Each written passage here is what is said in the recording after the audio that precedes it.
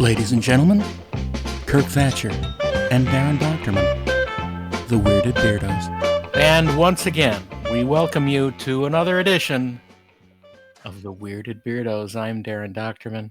And I'm weird and bearded. Wait, we're the Weirded Beardos. Yeah, that's right. Yeah. I always remember it wrong. Because I have logic in my brain. If you can't remember our name I know, since with your physique, then how can anyone else? Why can I remember something like a Weirded Beardo, dearie? Well, Wow. I'm in a good mood for somebody who basically partied way too much this weekend. Well, and for good reason, though. Well, I think my liver and kidneys are ready to run out on me. Yes, it was my birthday. Valentine's Day is my birthday. It has been my entire life. What a horrible, horrible thing that must be. Well, I hated it as a kid. I wanted to be born on Halloween, which seemed much more suitable for my dark and gloomy interior. But as I got older and girls were like, "Oh, you're a lover, cute and delightful," and then it was. Is that what they said? Oh yeah. They got cute and delightful. I hear it all the time, Darren. I'm sure. I mean, they're my silicone dolls from Japan, but they do talk. Well, I programmed to say that in 2 languages. Kawaii. Wow. Kawaii. Now I probably get an HR call for that. Probably. No, that's straight Japanese. That is exactly the words. No, you're going to get an H&R Pup and Stuff call. Ooh, really? Hey there, Kirky. Hey, you've been doing things that are against the spirit of the company. Happy birthday, buddy. Was that supposed to be a Bad Jim Neighbors? It seems like it was a bad Jim I don't think it was supposed to be Jim Neighbors. I just think it was horribly selected. Southern, I guess, is supposed to be kind of sure. Well, he's a Southern dragon from the South. Hey, Jimmy. I didn't know he was a dragon for years. I just thought he's a weird thing, which didn't make. It's not like, oh, he's a dragon. Well, that makes sense now. But yeah, and I love the all the rumors that HR Puff and stuff, was about smoking dope, which I guess those boys did. But he's also a dragon, but that did not clear. Yes, it was my birthday, Valentine's Day.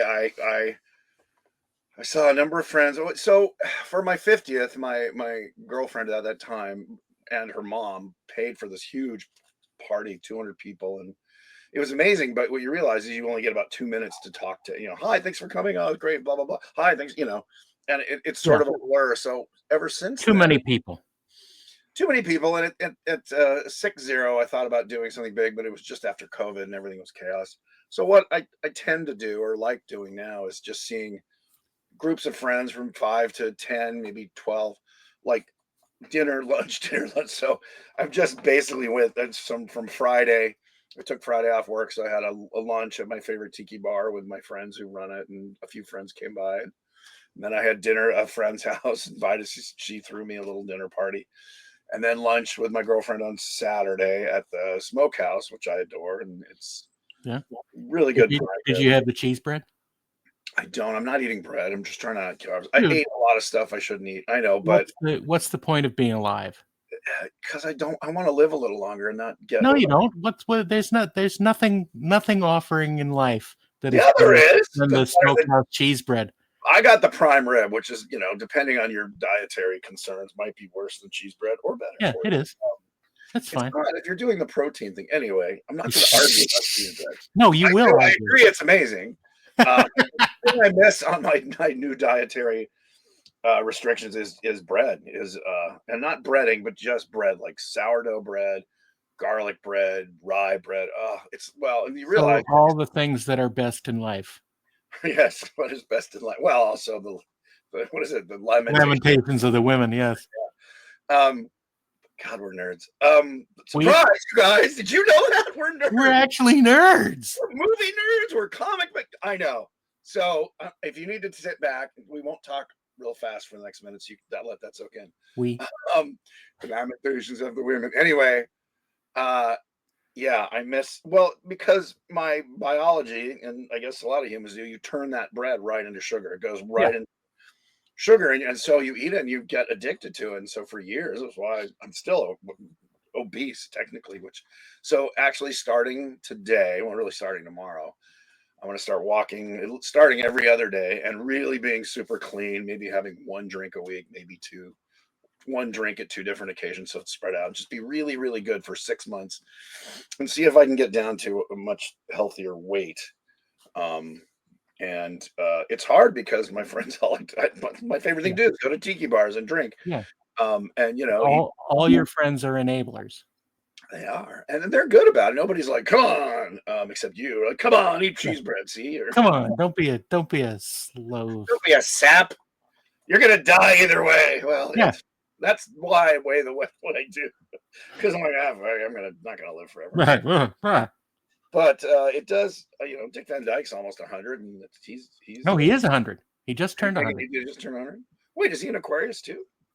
I don't know. Was it in February?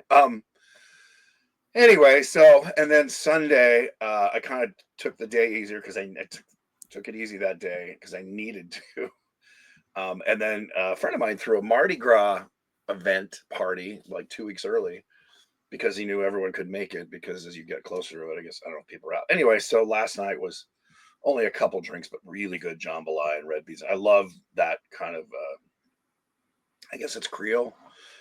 Cooking, red beans and rice, jambalaya, gumbo, all of that, so good. So that was the end of the worst thing about that was the rice and everything. Did you get any necklaces? I did, yeah. I showed everyone my boobs, and they threw them at me to cover my boobs. Yeah, good. No, I brought my own. It wasn't that kind of party. For Mardi Gras party, it was pretty tame.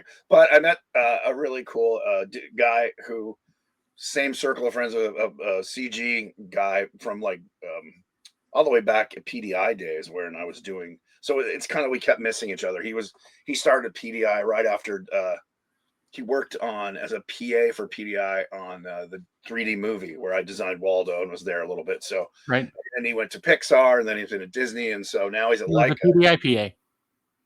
He was a PDIPA. I get it. He was an India Pale Ale. He was a public display of beer. Which I hate. I don't like IPAs. I thought I would because they're hoppy and oh god. Yeah, no, I don't like them either. It's like someone poured grapefruit in your beer, and I like grapefruit juice, but I don't. Oh, I love grapefruit juice. That's funny. Not in my beer. There was one I liked early on, and I'm like, you know what? I don't have to like this. Goofus hates grapefruit juice. Gallant loves grapefruit juice. For your bones, or something. So today it's water and just very simple. Water and sorrow. Water and sad. I'm not sad. I'm actually just grateful to not be. This is the only thing I'm doing today. I'll have a Zoom call with friends at 7. Friends you have there. Friend. Good. Fire. Good. Fire. Good. Smoke. Good. So it's been a lovely birthday weekend, seeing lots of groups of friends, and I've never felt my age. And I still don't. I kind of look in the mirror. I'm like, what's happening? And you wake up and your back's sore. I'm like, I didn't do any lifting. What is this? I remember a good friend of mine who I've known since I was 19, and he's like 10 years older than me, and we're still pals. And I remember when he hit his mid-60s, he's like, you'll see. He's like cursing me with the knowledge of you wake up and things hurt for no apparent reason. Yeah. Well, there's a reason. Well, not really. I mean, again, my lower back shouldn't be killing me, except I don't know. It's weird. Maybe all the drinking. The other thing is, another one of our friends had a birthday yesterday. Janet Varney had a birthday yesterday. She put a picture up on Facebook or something of her holding somebody's baby. I guess he was one of the cast members of. Yeah, it was we were like, congratulations. I did. I don't know why it's not her kid, but first I'm like, wait, she got married and had a baby. Yeah, we want to have her on as a guest, but she's been busy. She's very busy. We've been trying. Yeah, she's hard to get a hold of, except around the neck because it's thin enough. Right. That's fine. Yeah, a bunch of friends of mine are Aquarians. We're all weird. Well, it was the dawning of the age of Aquarius. And now I'm aging as an Aquarian. Right. An Aquarian, or just are you still an Aquarius? I think you're an Aquarius because an Aquarian means someone from Aquarius. What is Aquarius? Aquarius is a constellation. Right, but it's not a planet. It may be. We don't know.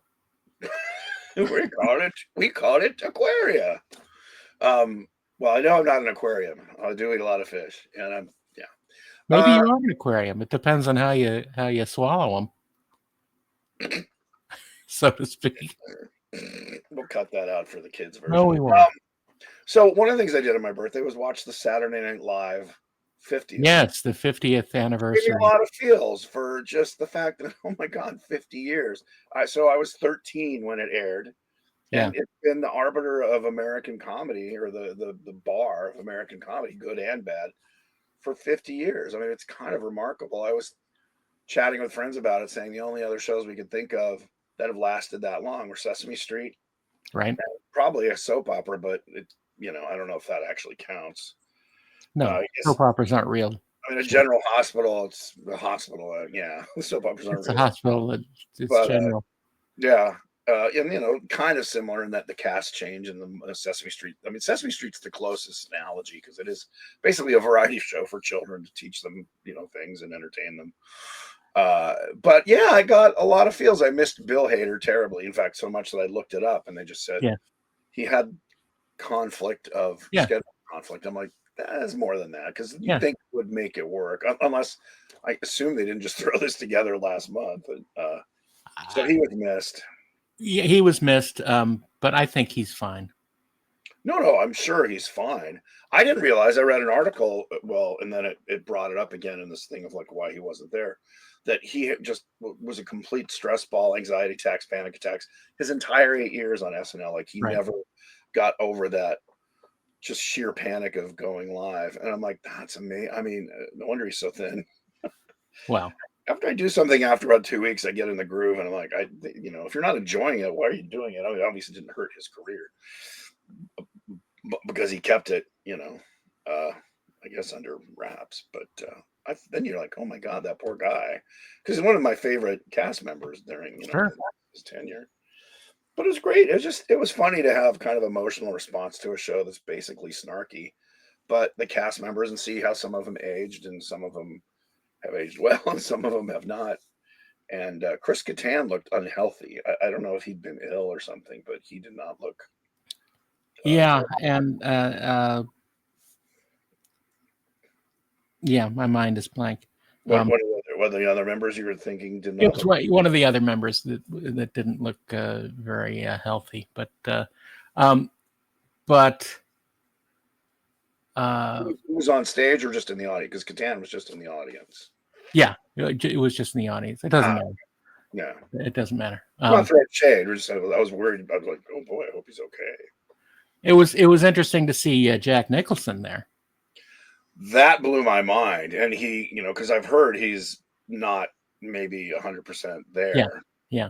He's got to be in his late 80s, and what he did with his brain and body is amazing. He can, sit up and say, "Ladies and gentlemen, Adam Sandler." Yeah. But he had that great. Sandler's song was unexpectedly emotional for me. Yeah, it was. Yeah, absolutely. It was really sweet and really heartfelt, and you could see he was sort of on the brink of breaking down. Well, it's funny. He's always had that kind of complete goofball, but with his heart, which is why I think he was so successful with completely dumb movies. I mean, Waterboy and Happy Gilmore, they were just so stupid. But he had that little boy kind of like, oh gosh, even what was the daddy one? What was the daddy one? Well, it was where he's like playing a dad, or he is a dad and he's trying to raise this kid. It's got Scuba Steve in it. Big Daddy. Yeah. Something like, I think it's Big Daddy.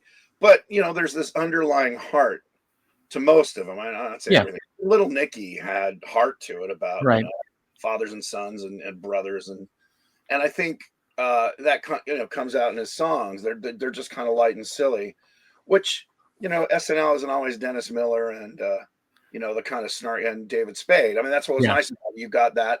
And you got people like Sandler and love him or not, Jimmy Fallon, who was kind of goofy and sweet. Yeah. And Bobby Moynihan, just like Yeah. this guy having a great, this kind of exudes this fun, like this is great. Yeah. Farley, despite his addictions, just had that. And then there's people up there trying to, be cutting and witty, the Michael O'Donoghue types. Right.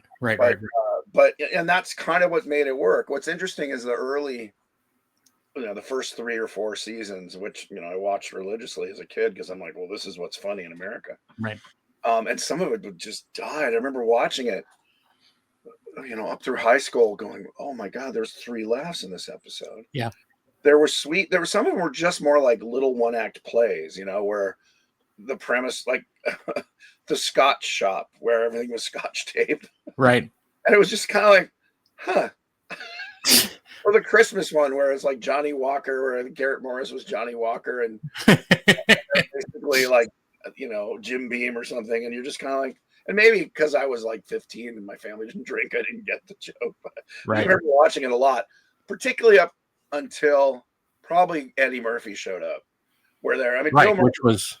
Yeah, that was the 80s. And then it became his show. He was the Elmo of SNL. It's the Eddie Murphy show.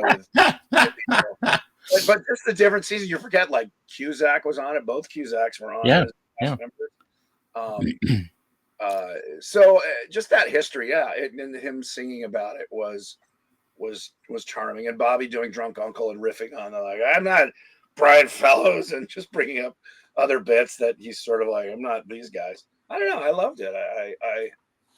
I watched it on YouTube in the little bits. I didn't watch it as a whole. Right. Yeah. I look. I have a very sort of mixed reaction to Saturday Night Live. I mean, I like it when it's great, and I don't like it when it isn't. Well, yeah. But it was sad seeing Steve Martin up there flailing. Yeah, I mean, he's sort of such. It's kind of like when Dick Van Dyke comes out. You're like, I don't care. It's just Dick Van Dyke. Yeah, like, live, and he's happy. And Steve's material wasn't particularly sharp. And then Martin Short comes out, and the stupid ice joke is just. I know. It's just awful. But Marty's always been. I mean, he's cutting when he's cutting, but I don't know. It was just charming to see them, and they're kind of the pair of them are a little. I mean, they basically snipe at each other. Yeah, but the problem is, I think it's real. Well, Marty, that's his sense of humor, is but Steve loves it. I mean, they're best pals. No, I know they are. I know they are. But I think it's like, well, you and I, I mean, it's a guy thing. You just kind of dig at your buddies, and well, sure, you know. Right. That's kind of how straight white men show they like each other. So, that was a truth. Through hate. Yeah, through hate. No, through cutting remarks. I don't think it's hateful. It's. Yeah, no, they call it breaking your balls for a reason. Right. Yeah, exactly. But and Marty dishes out way more than Steve, but I think it just cracks Steve up. I mean, this is not some great. Well, I mean, you can see that nothing much matters to Steve anymore. He has no more F's to give, and he's fine. Yeah, I mean, that's kind of the thing of an old pro. It was like Sinatra in the end of his days, right? Messed up lyrics, he didn't give a shit. But you don't care. You're like, oh, that guy, I can't remember. You're like, it's Frank Sinatra. And I got bigger chunks than you in my stool. Yeah, exactly. but I guess what I mean, they become, these icons where you kind of just don't care if the bit kills. I mean, but it's funny. You look at early Steve Martin stuff from SNL in particular, where it's just dumb.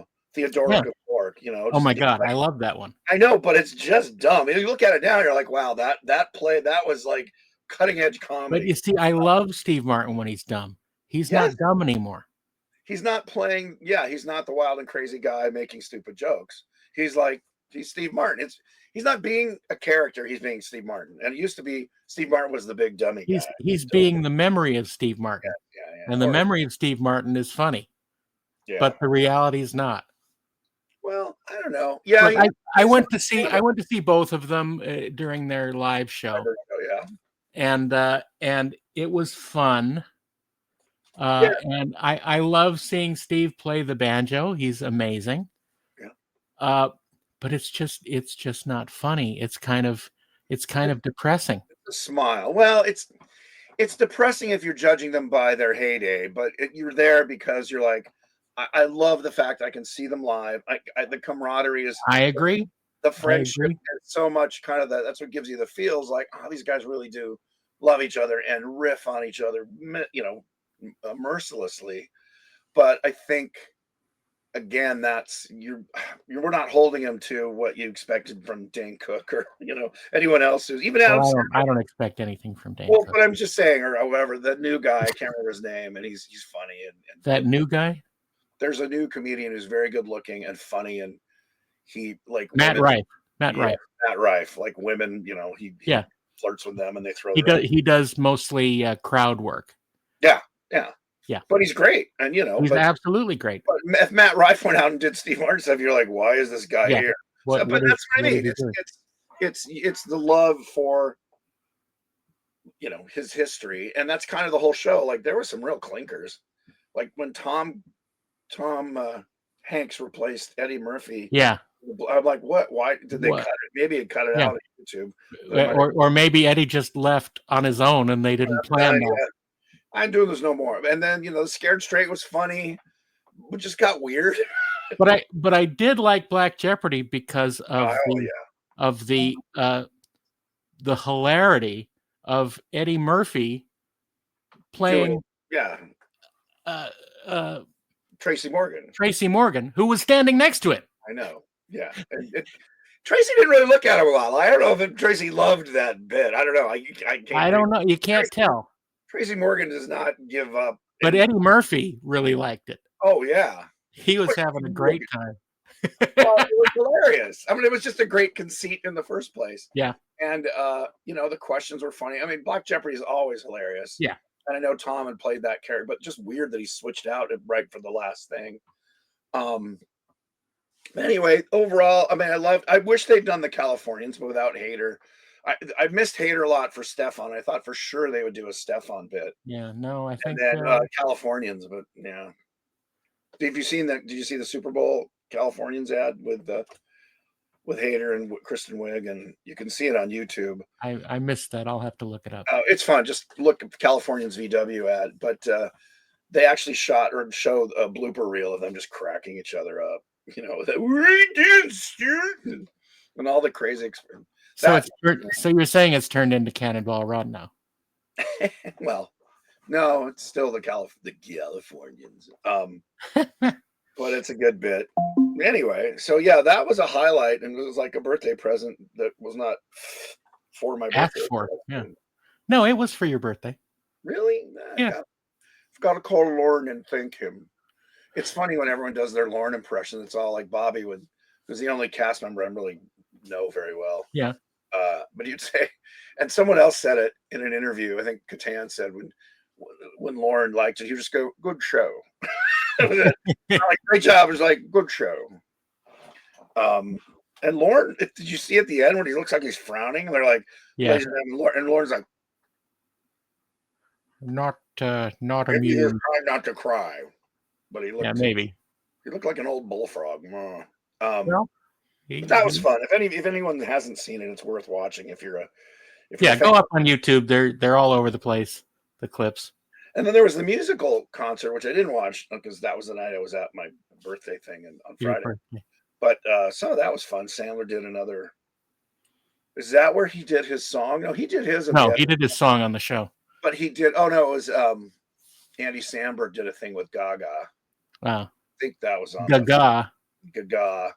They did Dick in a Box, but like seriously, it was funny with Gaga singing it and turned into a whole medley of the Lonely Island guys stuff. Yeah. Parnell came out, who I love. Yeah. I miss Chris Parnell. I think he was a strong utility player that did not get a lot of love. Why don't you lay down that track now with us? Yeah, Farrell was all over there. But they did Lazy Sunday as part of the medley. But I love that one and the Chronicles of Narnia. What calls of Narnia? Anyway, yeah, I miss Parnell. I wish he was in more. I know he does a lot of voice work. He was, voices in a under, and maybe a lot of guys are like, that's good money, and I don't have to go anywhere. But yeah, so that was great. So do yourself a favor if you're a fan at all of even just bits on SNL. It is a warm, fuzzy kind of thing. I guess Sesame Street had its 50th a few years ago too. They Well, celebrated that was that was 7 years ago. not quite 5 years ago. But Because the Sesame Street started in '69, so 6 years ago. okay, yeah, 6 years ago. That makes sense. I knew it wasn't that far long. But yeah, so that was great. And then Mardi Gras. I want to talk about Mardi Gras. Right, Marty Shortgras. Marty Short, Marty Fat, Mardi Gras. What's short in Spanish? Or is it French? Gras. Corto. No, Gras is French though. It's French Yeah. quarter. It's Mardi Gras would be what's short? Corto. Same in French? In Spanish. No, I don't know what it is in French. Mardi Gras is French. Yeah, I don't care. You're a jerk. I am. You're a linguist. You're a race linguist. I don't know. You're just a jerk. I'm Sven Linkvist. Oh, speaking of linguists, I met Sven Kirsten, who, if you're a Tiki fan, as I am, who's written like 3 scholarly books about Tiki and Tiki culture, and just came out with a book of his collection, which is tremendous. Like he has actual, things that should be in museums, or were in museums. He bought them. I don't know. Does he have the Tiki mug with your head on it? He does not yet, but it will be gifted to him. So you're gonna give him head. I should have one to hold up to the camera. Well, you do. It's your own head. Hold on. I have to flatten my beard out more. It's make it all orange. Tiki Kirk. There you go. My patch. Kirky Tiki. Kirk Thatcher. That's good. Good. Yeah. So Mardi Gras. Have you ever gone to Mardi Gras No. I've been to New Orleans once. In high school, we did a band tour through there. You were banned afterwards? No, I wasn't banned. I was banned before and during, but not afterwards. If you're there, how can you be banned? Because if you're there, there's no way you could be banned. You have to be banned and then not be there. That's why you're banned. Oh, you meant banned. Never mind. Yes, banned with one N. Yes. But I've never been there during Mardi Gras. Well, the way I explain it is you've never been, it's the Rose Parade or the Doodah Parade, maybe if you've been that, but with everyone's drinking and throwing up, and it starts at noon and goes to noon the next day. It's chaos. I went once, and it's like staying over at the Rose Parade. Great to do once, particularly when you're young, and then you go, I never have to do that again. Yeah. What I did do with friends for about 4 years, we went to New Orleans 2 weeks around my birthday. It was a birthday thing, and we'd go, and there was the smaller crews would do their parades, which is much more tolerable, and not everyone's out and the streets aren't packed with drunk a-holes. So it is fun. I love New Orleans. It's a great place to go. But yeah, Mardi Gras is just, I mean, it's got to be a super spreader event for some. Oh, of course, it's a super spreader of everything. Yeah. Speaking of super spreader, have you heard about the what are they calling it? The quademic? Because we have norovirus, coronavirus, bird flu, and regular flu virus A or something. Yeah, all happening at once. Yeah, good times. Well, knock on wood. I'm not going to Mardi Gras. I'm not going to Mardi Gras, so I'm good for now. Be safe out there, listeners and viewers. Be safe. Yeah, just be aware. Be aware. Be aware. Oh yeah. I wear masks when I go to the airports now. I'll double mask in the airport, and then on the plane, I'll masks aren't going to help you, Kirk. Yeah, they are. No, they're not. You know what I didn't die from? COVID. Yeah, you're one of those. You're a denier. No, I'm not a denier. Well, no, masks help even just not get snot in your nose from other people sneezing. I mean, they do help. They are a barrier. Okay. So that's what I'm saying. I mean, yes, they do keep particulate out of your nose. I just remember during the whole thing, people were saying, well, you need to wear a mask to protect others. It wasn't about protecting you. It was about So protecting others if you had it, but you can't. I mean, if you don't have anything, you're not protecting anybody except. Well, I mean, it works both ways. does it? Yes, it's like a condom, Darren. I don't know. Maybe you've never used one. It protects you and the other person. Oh, does it? Yes, I'm living proof. Oh my! Um, That condoms don't work, no, that they didn't use one when I was created. or did they? And you just were not Well, gonna I'm be not put having down. any of it. I'm like, I'm just gonna tear through this rubber sheet. Killer sperm. I'm free. Yeah, like when Lurtz or was it Lutz or Lurtz is birthed in Lord of the Rings, and it comes out of that Oh, right. Comes out of the condom. Yeah. birthing Saruman. Lurk. the orcs. I always was a little disappointed in the orcs. Those orcs, the big muscle bound The Urukai. Urukai. I just thought they would be less like wrestlers with like bat faces. I don't know. I always imagine them. Trying to think More monstery. more like the Gamorrean guards actually. When Yeah. we did the Gamorrean guards, and particularly the maquette that when Dave Carson, who designed it, sculpted it, he smoothed it all out. But his original maquette was much more gnarly. I'm like, that's what I always thought orcs Right. would look like. I always call them like gorilla pigs, like this kind of body of a Yeah. gorilla. I didn't imagine them as green, but I wished that had been orcs. And the brothers, the Hildebrandt brothers, painted them Yeah.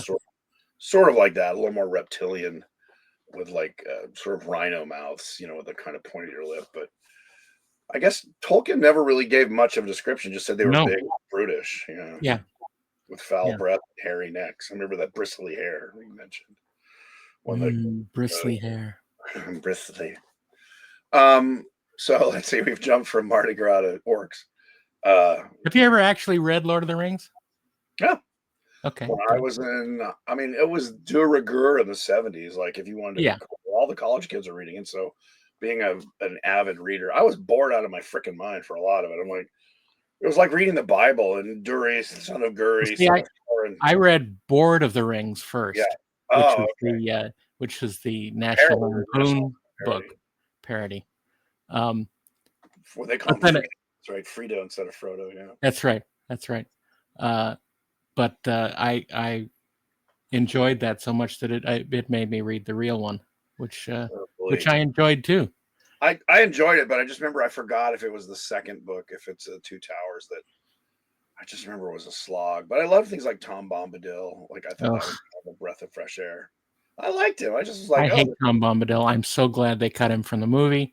I understand why they cut him from the movie, but in the book he was sort of a breath of fresh air from this biblical. Yeah, but you shouldn't have a breath of fresh air at that point in the story, because the story is too urgent and it needs to be more urgent. Oh, it needed some Tom fun. Bombadil just distracts everything. I disagree. I liked it. That's good. It was fun. It needed fun. It was such a slog. See, this is our short clip for YouTube where we discuss Tom Bombadil. When you're down, I'm Tom Bombadil. Well, they kind of. Well, he and Peter Jackson with Radagast sort of gave that. I mean, that was nuts. Like that. Yeah, I enjoyed it. But I'm like, I don't even remember Radagast. Maybe it was a footnote or something. No, he's in Two Towers, definitely. Two Towers, yeah, but I don't remember him as this goofball, like with birds pooping on him and living in his. Not exactly. Yeah, Not so exactly. I was like, what? So it's funny they got rid of Bombadil, but put in Radagast, which is kind of the same. Like, here's the comical, hey there. Oh, hello, Fred. And you're like, all right. Yeah. Anyway, he's got the bird flu. Just read something that they're saying that's. I don't know what to. The problem is you don't know what to believe anymore. That the bird flu is being over dramatized, and it's not so real. They don't need to kill all these birds, but they're trying to show Trump, haha, eggs are going on. I'm like, oh my God. I don't know. It's insane. I don't know what to believe anymore. I mean, they've got us where they want us, which is like, give up. Do your job, shut up, go home. Don't complain. Don't ask questions. And did I mention shut up? Yeah, exactly. And also shut up. Yeah, well, let's not get into politics because that's, I mean, that, yeah. I will say, thank God for comedy news reporting. It helps me go, okay, Like that's my reaction to some of this. Yeah. It's like this is crazy. I mean, whatever it is. I mean, I watch a lot of stuff. I think we talked about Peter Zion, who's a geopoliticist. Zeihan. He's got a YouTube channel. He just kind of gives an interesting overview of the world. He talks about Russia and China and the Middle East and all that. And there's another guy who I think he's either South African or a Kiwi, but he's like, hello, my name is, Doug Smellman. And today on the Chinese report, and he's got this very kind of dull face, but he reports on what's going on in China with the economy Yeah. and their flu. And there's two or three guys who do that, but they just report on China. So that's interesting. That's kind of how I get more of my deep dive news as opposed to, Right. 7 o'clock news. And there's interesting stuff going on there. And again, I think I mentioned Tom Bellieu, who is a great YouTube channel. This is me promoting people I don't. I met Tom actually. The something report. What's it called? Minority Report. But anyway, it's Bilyeu. Tom Bellieu, and an amazing deep dive kind of show with everybody. He's got that guy who's an ex-CIA operative, long-haired dude, kind of looks like The Rock's younger brother, but with long curly hair. He's been on a lot of shows. He's had the brothers. Oh God, this is a Sunday. It's Monday morning. The brothers from Breaking Bad. Yes. No. With the skull boots. Eric Weinstein, and I forget his brother's name, but they're really interesting, like engineer philosophers. Anyway, is that going to be you, Weinstein? Impact Theory. I see. Really good show. I recommend that highly for the non-pop culture nerdy stuff, more like politics, world, what's happening in the world. I mean, and he on Impact Theory, he interviews everybody from engineers, computer guys, politicians, policymakers, again, CIA operatives. He talks to people. I mean, he'll talk about it. It's sort of like Joe Rogan, but a little less beef witty. It's Joe Rogan with less of the wrestler kind of vibe. But I love Joe Rogan too, because again, he has Weinstein all the time. Yeah. Paul Stamets, the mushroom guy, who's great. And I just look, mushroom guy. The mushroom guy. Well, that's what he calls himself. Yeah, I know. Why do you call him the fungi guy? Why doesn't he just call himself the fun guy? I know. Well, no, because that would be stupid. Because he's not witty. He's not. He's a scientist. I love his mushroom hat, though. He always wears this hat that's made out of mushrooms. And he's like, mushrooms can save the world. We can make our clothes from them. Like, he's like a Wisconsin cheesehead. Yeah, but the mushroom head. But mushrooms and cheese. Mushrooms and cheese. We're going to get I'm going to get me some mushrooms and cheese. What's his problem? That was from Kibbles and Bits. I recognize that. I love that show. It was one of my favorite cartoons. It wasn't a show. It was a commercial. Hey, the younger audience, they might think it was. Let's goof on them. We don't want to mislead. Yeah, we do. I mean, any more than usual. Yeah, I mean, if they're listening to us, they're being misled. I just posted this yesterday. I found an ad for Pepperidge Farm croissant pizza. Do you remember this? No, don't go ooh. It was the most wonderful thing ever. Better than Totino's pizza rolls? Way better. No, never. Don't remember it at all. We only did Pepperidge Farm's cookies. That's what I remember. Just all the interesting cookies. I'm glad Pepperidge Farm remembers because no one else does. But it was frozen, and they were sort of like these rectangular bits of croissant crust with pizza toppings. Oh, topping, not inside like a pop. Not inside. No. It was croissant pizza. Okay. Yeah. Like what do they call it? Like French bread pizza from Stouffer's. But what's flatbread pizza? That's what they call flatbread. Yeah. But it was crusty and. What are you looking at? Flatbread. A mustache.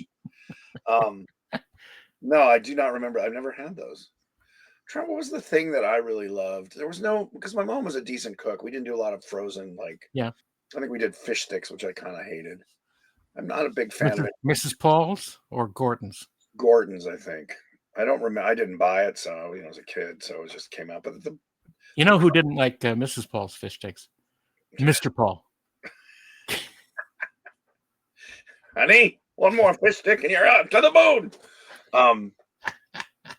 The treats for us were moon pies, which you can still find. You can still get moon pies. Yeah, but they were better back then. But they're not from the moon anymore. There is no regolith in the moon.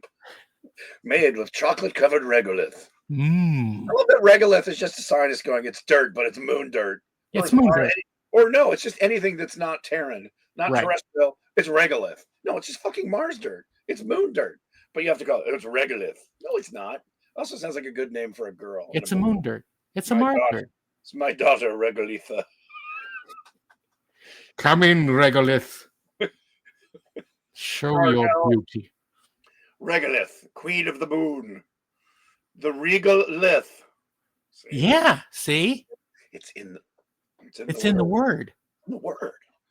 Regolith. That's a little trivia thing. That's like a Jeopardy question. What is regolith? Speaking of astronauts in space. Tonight on Speaking of Astronauts. I am friends with a couple of people. One was a pilot who flew, I think, 3 to 5 missions on the space shuttle, and one is my friend Julie. So Jim, his nickname. Wait, what's his? So it's funny how they give the pilots all have nicknames. Is he Hollywood or is Julie Hollywood? One of them's Hollywood. So we were sitting around one night just riffing and talking, and I said, "Well, what would my nickname be if I were?" And he goes, "Becky, Becky Thatcher." Yeah, Becky Thatcher. Yeah. I'm like, okay, I can live with that. All right, but yeah, I think Julie is Hollywood, and he's Vegas, I think. Huh. And there's always some story or some reason why they get those nicknames, or it's riffed on their name. But Julie, who is just a bubbly blonde, it's like you'd think she's a soccer mom, is literally a rocket scientist who designs the generators, the power generators for the Mars landers, and they're all atomic powered steam engines. Cool. So it's basically all atomic things are steam. But it's a closed loop system, obviously, because you're not exiting. But she said that's what she did, I said, "Is it a closed loop steam engine?" She goes, "Yeah, absolutely, that's what it is." So I love that technology is still like, solar can only do so much, but little pellets of radium or whatever, that wouldn't be radium, plutonium or uranium, that it lasts for 100 years. Yeah, you just have a little rod, just got a little thing in a rod, it heats it up, but it's not 100% water because of the freezing temperatures there. So it has to be some glycol alcohol mix or something. But polyglycol. Yes, polyglycol and her band of renown. Polyrazzmatazz. This is a classic one of our shows. We've gone from entertainment to pop culture to literature to science to science. This is a very again. Yeah. But the whole point of that was the nicknames they give each other, which I don't think you hear on the. Oh, we were sorry. The point was. So who was Goose? The two astronauts who are still stuck up there, the scientists who have been there over a year now, I think, or not just quite a year, almost a year. But I thought we'd had people on the space station for a year before. No. Because they were saying like this record holding, like, and they won't be able to walk. They'll be, have to be in gurneys and wheelchairs. Because they suck. Well, no, they're lazy fuckers.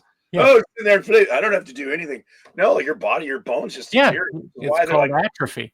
We gotta get them home, and they're gonna come home and be like, "Oh, yeah." Interestingly enough, we're about to have on the Trexperts podcast a friend of mine who is a flight surgeon for the one of the latest missions for NASA, and he hopefully getting these guys back. So he would, I don't think it's that. I think it's a I forget the name of it because I'm awful about that. But the mission begins with like an A, something like that. The name of it. I'm terrible at those things. But we're going to be interviewing him about NASA and the connection to Star Trek next week. But it's so fascinating to hear someone talk from the point of view of someone who is amongst it, amongst the technology and amongst the people doing it. And it's really great. Well, speaking of amongst the technology and talking about bone density loss and all that, they say even the rotating thing like was in 2001, and people discussed the centripetal force, Right. fake gravity, how unless the thing is the size of a like Detroit or something, it's your all your blood's going to pull at your feet, and Right.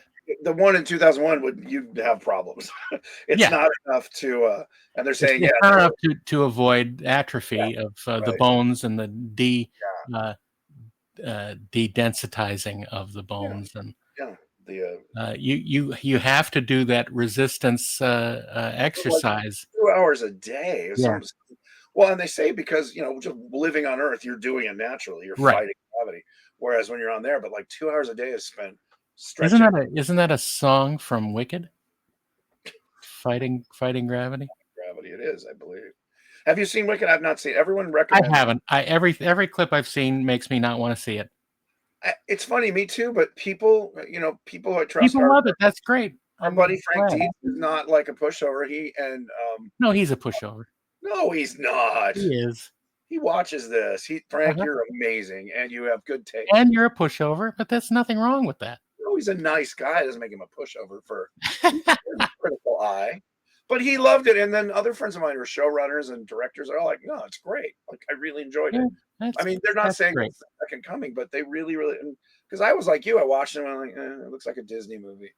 Like kind of overblown, but they say that the art direction and it's good. So I'm probably I know the production designer from a long time ago. He was a set designer coming up with me, and he's a good guy, Nathan Crowley, and he production designed all the Nolan Batman movies and all that. But, oh, okay. Well, those were great. Did you ever work with Rick Heinrichs, or do you know Rick? Yeah, absolutely. We should have Rick on. He's got great stories working with. I'd love to have Rick on. Right. I worked with him remotely on the second Knives Out movie. Oh, right. Not the Glass Onion, but whatever the second No, one. the Glass Onion. That was the second one. Oh, okay. Yeah. Oh, wow. That's fun with all the island stuff and the rich man's. Oh, did we talk about this last week? Nefarious, the Christian horror movie? No. Okay. So I'm always interested in especially like low budget stuff that's good. And there was a movie I just found. It was free. It was on YouTube called Nefarious, and it got a couple good write-ups. I'm like, all right. So I started watching it. It becomes immediately apparent it's a horror movie written by devout Christians, which I don't know, they have, so is The Exorcist, I guess. Or if you consider Catholics Christian. Yeah. I know. But some people are like, no, they're papists. Anyway. And it's really well done. And it's basically, I said, it's My Dinner with Andre, but one of them is a demon. Oh, that's fun. But it's Sean Patrick Flannery, who I only knew from the Boondock Saints. Hadn't seen him or at least recognized him in anything. Well, also Young Indiana Jones Chronicles. Oh, I didn't know that was him. Yeah. He's the non-annoying young Indy. Okay. Wow, I did not know that. Yeah. Because I watched them, but I guess because he was so young, it didn't really keep. Because even Boondock Saints, I didn't recognize him. Anywho, he basically plays a serial killer who's being interviewed by a therapist to see he's up for death row. Like it's his last day, unless the doctor says no, he's insane. And the previous the therapist who was with him killed himself. And so the whole premise is this guy's possessed by a demon, or that's what he's trying to tell them. But Flannery's acting is amazing. You're convinced, and the writing is great. It's a very long, very good version of the greatest trick the devil ever did was make you think he doesn't exist. Right. But the logic it plays with him, and it's just great. And it's two people talking over a table for 90% of the movie. And our last category, therapists. Sean Connery, I'd like to pick the rapists for 500. That's right. They did play that clip. The rapists for 500, Alex. That's just the way your mother likes it, Trebek. Those are great. I love how they have that little back to the SNL thing where they say things we couldn't get away with now, and you're like, oh, come on. Well, you can get away with it. You're just too chicken to try it. Well, yeah. I mean, there was a couple like blackface or Asian face things where you're like, yeah, okay, I get that. Yeah, well, there's just stuff that was like, ooh, it's naughty. I'm like, come on. I mean, that's what John Cleese's whole tirade recently. Is like, in the world of everything's offensive to somebody, you can't do that. And I'm like, no, you can do it. Anywho, back to Nefarious. I Yes. recommend it highly. Again, the Christian dogma in it works in this story, whether you want to believe it or not believe it, or just go, wow, it's great for the story. So watching it, I know anything about its history, so I'm like, oh, this has to have been written by devout Christians, which again works in its favor. So then I saw a documentary about the making of it with the two guys who wrote it, and they're hilarious. Imagine you and I, but we talk over each other constantly. Yeah, that's you and I. Let's no, we don't. That was it. No, wait, Jesus. They had an interview, and they talked about how fraught with like insane problems this production was. Like people getting sick, like set pieces falling, huge storms and power outages right when they start the shot. Like the entire thing, like it's exhausting just listening to. It's about 30 minutes, maybe 25 minutes, but so much was like, and then this happened, and then this happened. Then our DP got sick or broke his arm. The camera shattered. The film didn't expose. We had. It's insane. It makes you go, okay, this isn't just like, oh, one day the makeup artist like drove off the road. Right. Their story makes it even more intriguing just trying to get it made. But it is, I do recommend it. And again, Flannery deserves it. I mean, he's such a good performance in this, and he's got this weird twitch he does, and it's not hammy. He's never goes into, like, oh, boogie boogie, I'm the demon. He just plays like, yeah, I mean, it's not Anthony Hopkins level of subtlety, but who's your favorite actor who's played Satan? Well, Tim Curry sort of did, but he was technically darkness. Actually played Satan. Yeah. Ooh, that's tough. I mean, there was De Niro in what was that movie? Underplays it with Mickey Rourke. Angel Heart. Angel Heart. Like that was creepy. I think my favorite, because of the casting and just the way they shot it, was he's a Swedish actor in Constantine, where they had him barefoot and his feet were black. I forget his name. He's great. He was also in Fargo. I can find him. Yeah. But in Constantine, I love his portrayal of the devil. My favorite is in what's the name of the movie? Well, that would darn it. The Prophecy. You ever seen The Prophecy with Christopher Walken as the Archangel Gabriel? It's the original name of it was The War in Heaven. Was it from the 70s? No, it's from the late 80s or early 90s. No, I maybe didn't. But Satan makes an appearance, and it's Viggo Mortensen. Oh, wow. It's really early Viggo Mortensen. Then. Yeah. He's so creepy, but he's you have to see it. I highly recommend The Prophecy with Chris Walken. Wasn't there one? Oh, there was. Oh, The Prophecy, because The Prophecy was a environmental horror movie. The giant bear. That's with a giant deformed bear. Yeah, yes. Big dumb bear. Tatanka. Not a great Peter Billingsley. Stormare. Oh, Peter Stormare. Yeah. He's so. I loved Constantine, as goofy as it was. Peter Stormare is also in. He's in Fargo. Well, he's in Fargo, but he's also in The Big Lebowski. Oh, yeah. No, but in Constantine, his version of the devil is creepy. Yeah. For some reason, he's barefoot and has black. His feet are black. I don't know. Well, sure. Weird choices. He's from the Blackfoot tribe. Oh, don't say that now. You won't get in trouble. So that and De Niro was just so underplayed in Angel Heart. Yeah. What was his character name? It was something. Beelzebub. No, something like that. Yeah. He's eating a hard-boiled egg, and he goes, in many cultures, the egg represents the soul. And he eats it in one bite. You're like, oh, that's great. That's great, and so on the nose. Yeah, but it worked. Yeah. De Yeah, Niro was at the 50th Saturday Night Live too. yeah, I saw him in the audience, and David Byrne, who I guess was at the Yeah, musical thing. Yeah, a lot of faces in the crowd. You're like, oh, okay. Anna Taylor, Spielberg sitting next to Kate. Spielberg, Kevin Costner, Anna Taylor Yeah, Joy. That was a huge. I mean, Jesus, tickets to that. It had to be invite only. I'm assuming. well, it's all of the ruling entertainment class in one room. It is weird. So one thing I did, besides the feels of just kind of warm fuzzy, like oh my god, 50 years, and you kind of recognize people, and that was the path I didn't take. I wanted to be a comedy writer, actor. I've Right. done it a little bit, but my parents were like, "You do not want to be an actor.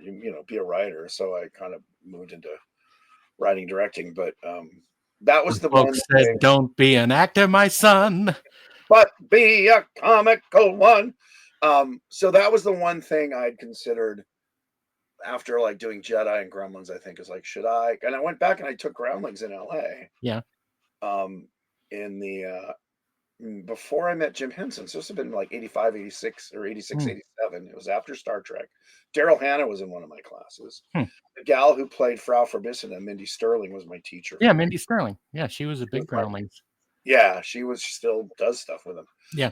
And I was like, I did it and I enjoyed it. And I was told, you're good. You gotta, maybe think it was like stop moving What if around. they said I'm no good? What if they said I don't have any talent? Took my thumbs. So and then So what happened? You well, just no, I you met just Jim didn't want to do Henson. it? Well, no, I met Jim Henson and went down that path because he Yeah. and I hit it off, and that was, I mean, it was amazing. But in New York, and I became friends with Phil Hartman and what was her name? Victoria Jackson Yeah. through friends. And again, I was like, oh man, I don't. At that point, I wouldn't even know how to audition. I wasn't doing stand up or anything, but they wouldn't. It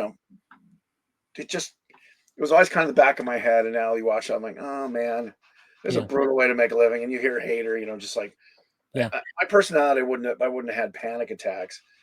If I'd been an on camera cast member, I probably would have had, that nervous energy you get. But having done enough plays and musicals after you kind of get the, I was at least convinced myself in my brain, this isn't scared.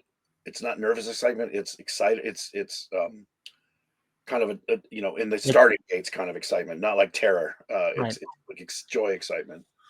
But yeah, so that was fun. It was interesting too. I was like, huh, I wonder, I mean, I'm Well, doing a little path acting, not taken. but yeah, that's the only one where people like, you were grad, or would you have done something else? It would have been that. Been a writer, comedic actor, yeah.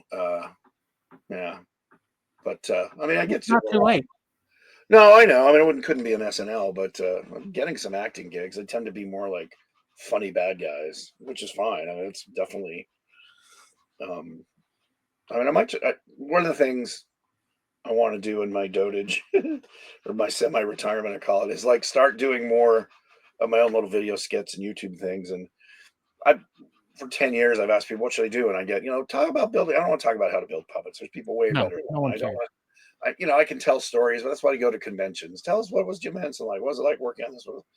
I don't want to just sit there and recount my life because No, you want to go into Fantasyland again. where I live pretty much right now. But yeah, I would love to do. So if any of you have clever ideas that aren't, tell us how to build a puppet. Tell us about making puppets. Why don't you tell how to make puppets, but it's completely wrong? Yeah, that'd be good. The bad advice puppet show. And I love. I mean, I would do a puppet show. I have a show idea with a buddy of mine that sadly he's going through some medical issues, but we've been talking about it for years. And I think puppets are great. I think every time I have a conversation with people with animation and puppets, I said the problem with puppets was Sesame Street was too successful. Right. Yeah, the problem with the Muppets in particular Right. is like immediately the brain goes to, oh, kids show. Yeah. Where in Europe you can have, I mean, but then you have to do Outre stuff or arty stuff, like Boon Raku. Where that middle ground, I always say, that's why I say creatures like Gremlins to me. They're puppets. It's a puppet show. It's a puppet movie. Well, But it's like the marionettes in Being John Malkovich. yes, there you go. You have But to that was take it into the high uppity art. right, the uppity art version of it. Um, stop motion is puppetry, but it's done a different way. It's still, I mean, it's still kind of relegated to kids movies. I mean, the Leica Yeah. stuff is gorgeous, but it's not. I mean, it's family entertainment, but is there family entertainment anymore? The Are show there I families anymore? well, yes, of course, Darren. There are families. Jesus, you're I'm just raising the question. cynical. I can't think of a clever thing. I get that way 2 days after Valentine's Day. Japanese sex robots, man. I tell you, they're getting good. I mean, my friend told me. JSRs. Well, what's funny is there's YouTube channels about robots, and I always go to, and now these the realistic Japanese or Chinese, and they're not robots, they're just dolls. They're Yeah. life-size silicone dolls. And the ones that are robotic are terrifying. I guess there was this blonde gal at Rip your head off, man. no blonde robot at CES this year. Yeah. For some company, and she's like a bad. I mean, like, have you guys been to Disneyland? Like, have you seen how good those They are? just put a different skin onto Abraham Lincoln, basically. Pretty much. And she's like, "Hi, my name is Sarah," and her hands are moving completely. Yeah. I'm like, you guys, No, like, stay away. Get an Imagineer in there, and at least have her look like not a robot demonstrating. Look what I can do. I can talk and move my head. The one that is amazing is Amika. I think it's AMICA. Uh-huh. She's got gray skin and like obvious seam lines, but her expressions and her reactions are phenomenal. But she's completely programmed. She's not AI. Right. But like, why are you guys not? They probably are, because if she had AI, right, that would get into the what is it? The Robin Williams movie. Something. Not Millennium Man. What was it called? About Robin Williams was a robot like Amika. Something Man, right? Millennium Man. What was it called? Yeah, what the heck was that? I can see his face. See it as plain as day. Yeah. Wow. Like Mid-Century Man, Millennium Man. A friend of mine was Robin's double in it, so for a lot of the scenes, walking, talking, where it's not a big. My friend would be in the suit because he was the same size as Robin, and he was a good mime. It's way too close to Heartbeeps, actually.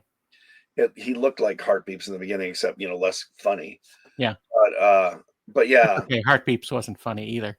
No, but it was sculpted funny. Yeah. Jim Cagle, I think, did. That was Stan Winston with gelatin. It was one of the few times they used mostly gelatin makeups. Oh, and then Jack Carter. Right. Yeah. Comedy robot with the cigar. Wow. But the robot revolution is really interesting to me. I watch stuff on UFOs and robots and politics. Yeah. I'm very Catholic in my tastes. Is that but as they used to say Catholic, like a little bit of everything. But the robot, the industrial robots, or the Titan ones and the Boston Dynamics and the whatever. The ones that the idiots always kick. Yeah. But the Tesla bots, and there's like 3 companies that are saying these are going to be $25,000, in 3 years, and everyone home will have one. That's fascinating to me, for a myriad of reasons. Somebody should do a movie about the first robot murder where somebody. Well, they did. It's called iRobot.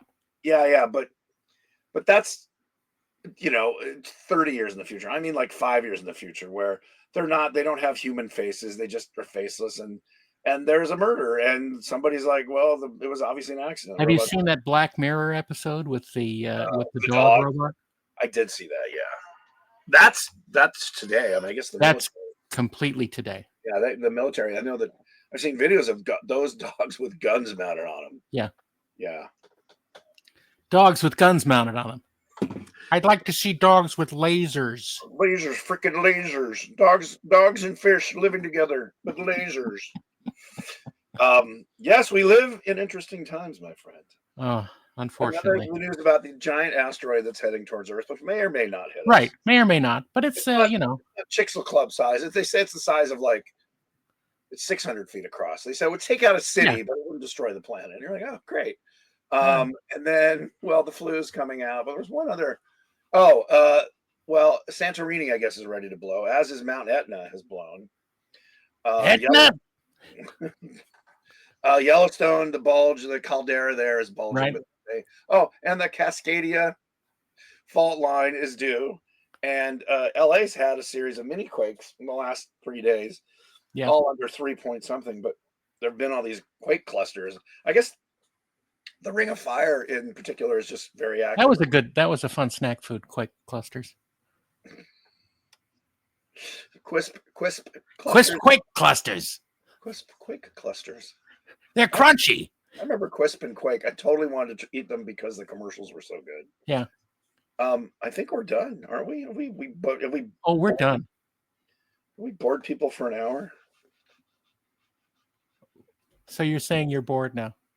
I'm not bored. No, we got into. I'm not bored. What makes you think I'm bored? I'm not bored. I'm not bored. Why are you saying that, Nathan Thurm? Nathan That's funny. You should say that. Why would you say? I wish you'd let that. I love Nathan Thurm. My favorite with the cigarette hat. Yeah. That's a Marty Short character. If you people don't know, you look up Nathan Thurm, Thurm. You will find some great SNL bits where he played a nervous lawyer, incredibly defensive. This, I think, was one of our classic shows. We covered a little bit of everything. One thing I don't know. Do you go into these things with an agenda normally? No. Just so sometimes I have a couple things in mind, but usually it's right before we start. We go, we're going to talk about let's do Mardi Gras and the SNL thing. But at least that's what is appealing to me about our podcast. Right. This is not I know this will be surprising to many of you. This is not a curated. Talk about crap. Yeah. Anyway, well, thanks for listening. Indeed. Thank you, everybody, for joining us. For everyone who brings in 1,000 viewers, we're going to give you $10. That's you bring 1 million, that's a good payday. That's at least a couple bucks. We'll shout out. Yeah. Sponsor us. We'll shout out your company and your business. Well, Kirk will. I will. I'm a whore. I'll give us $100. Wow. Ladies and gentlemen, Mahler Plumbing for all your leaky toilet needs. All right. Let's talk about leaky toilets next time. Next time on the Weirded Beardos Leaky Toilet Week. Ew. Thanks, everybody, for joining us, and we'll see you next time. Maybe with a guest, maybe not. We don't know. Goodbye, God bless. Vaya con Dios, and I'm nasty. Namaste. The Weirded Beardos are Kirk Thatcher and Darren Doctorman. Email them at theweirdedbeardos@gmail.com.